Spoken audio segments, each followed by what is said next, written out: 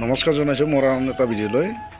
আজিৰ ভিডিঅ'টোত মই পিণ্টৰ পৰা লিণ্টাৰলৈকে কিমানখিনি টকা খৰচা হ'ল, ইটা, চিমেণ্ট, বালি, ৰড, শিল গোটেইখিনি কিমানখিনি টকা খৰচ হ'ল মই আপোনালোকৰ আগত হিচাপটো দিয়াৰ কাৰণে চেষ্টা কৰি যাম। আপোনালোকে ভিডিঅ'টো শেষলৈকে চাব আৰু আপোনালোকে এই ভিডিঅ'টোৰ পৰা এটা চাৰিপলি ঘৰৰ কিমানখিনি ভিটিৰ পৰা লিণ্টাৰলৈকে কিমানখিনি বয় বস্তু লাগে এইখিনি অলপ হ'লেও আপোনালোকে আইডিয়া কৰি ল'ব পাৰিব। আৰু মই ইয়াৰ এই ঘৰটোৰে ফাউণ্ডেশ্যনৰ পৰা ভিঠিলৈকে মই এটা হিচাপ দিছোঁ আন এটা ভিডিঅ'ত, আৰু সেইখিনি কিমানখিনি হ'ল মই এইটো কৈ যাম ইয়াৰে লগতে।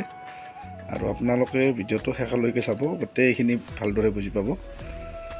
আৰু মই পিণ্টৰ পৰা লিণ্টাৰলৈকে মই ইয়াতে মই খৰচা কৰিলোঁ 2700 ইটা খৰচা কৰিছোঁ। 2720টা ইটাৰ দাম হৈছে 27200 টকা। আৰু ইয়াতে চিমেণ্ট লাগিছে মোক 22 পেকেট 9900 টকা। ৰড লাগিছে মোৰ 10 mm 5 পিচ, 10 mm 5 পিচ লাগিছে, ইয়াতে লেপিং দিয়াৰ কাৰণে হয় এইটো। আৰু শিল লাগিছে মোক 3-4 আৰু হাফ ইঞ্চি মিলাই, দুটা মিলাই মই এক্সেম ৰাখিছোঁ হিচাপটো আপোনালোকৰ আগত। 2200 টকা লাগিছে। আৰু গজাল গুণা এনেকৈ মই 1000 টকা ৰাখিছোঁ। আৰু বালি লাগিছে মোৰ 1 DI অলপ বেছি গৈছে, মই তথাপি 1 DIৰে হিচাপটো ৰাখিছোঁ। 1 DIত মোৰ 2500 টকা গৈছে। আৰু ফেমবিলাক আপোনালোকক মই দেখাই দিলোঁ। এইটো ফেম মই প্ৰত্যেকটা ৰুমত এটা দৰ্জা, দুটা খিৰিকী, দুইপালাৰ, এইখিনি মই বহাই গৈছোঁ। টোটেল 4টা ৰুমত মোৰ 8টা খিৰিকীৰ ফেম আছে, 4টা দৰ্জাৰ ফেম। আৰু এইখিনি মই ঠিকা দিছিলোঁ। ইয়াতে মোৰ খৰচা হৈছে কাঠ আৰু মিস্ত্ৰী মজুৰি 25000 টকা। এইখিনি লৈ পেলাই টোটেল হিচাপটো আপোনালোকক মই জনাই আছোঁ। আৰু মোৰ মুঠ 70550 টকা হৈছে ভিটিৰ পৰা লিণ্টাৰলৈকে।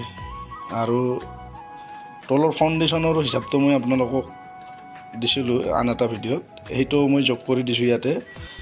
মোৰ ফাউণ্ডেশ্যনটোত আছিলে 1,35,100 টকা আছিলে। ইয়াত মিস্ত্ৰী মজুৰিটো ধৰা গৈছে।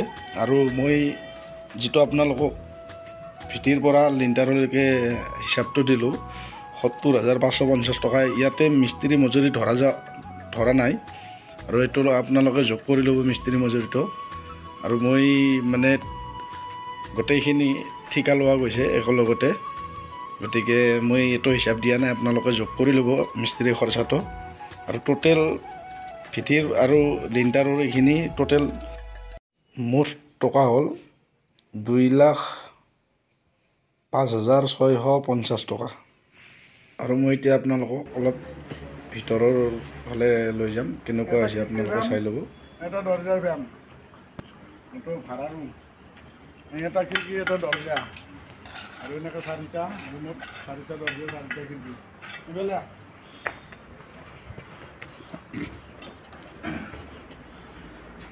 আৰু এইটো বেক চাইড হয়, ইয়াতে এটা চেম খিৰিকীৰ ফেম এটা হ'ব।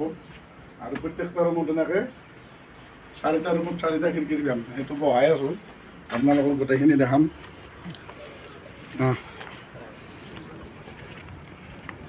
এইটো ফালৰ পৰা 2 নম্বৰ ৰুম, এইটো 3 নম্বৰ, এইটো 4 নম্বৰ। বাছ এইখিনিয়ে কাটি দে।